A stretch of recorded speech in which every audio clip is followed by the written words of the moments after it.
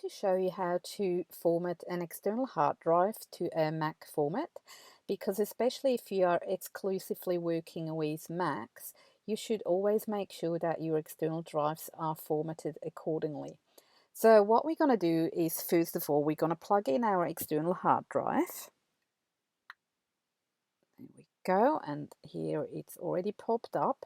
We're going to go through the launch pad and go to Disk Utility.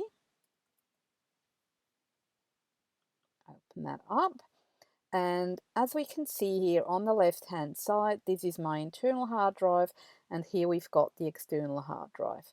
What I'd like you to do also is to click on View and make sure that Show All Devices is ticked on.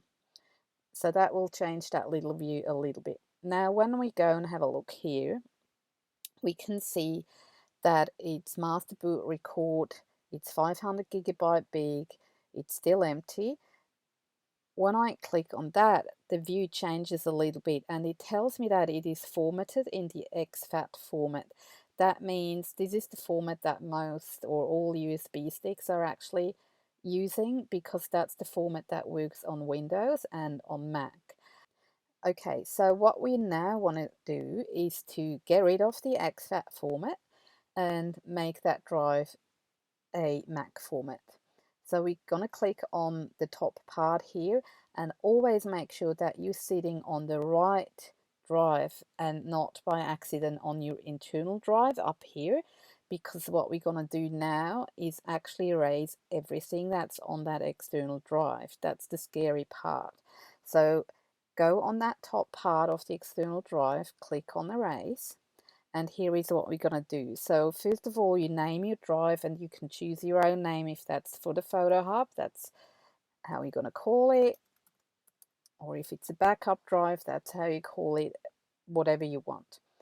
Then it needs to be formatted in Mac OS Extended Journal. So you can see here that there are different options, but we're going to go for that one. That's the one you need.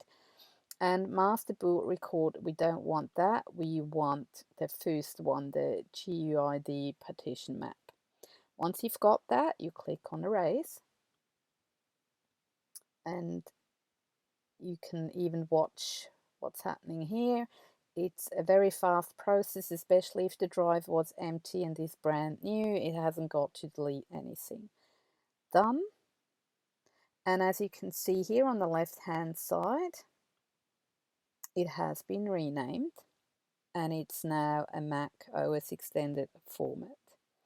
And when you go here, you can see that this has changed as well to what we wanted. And that's all. You're done. It's ready to go.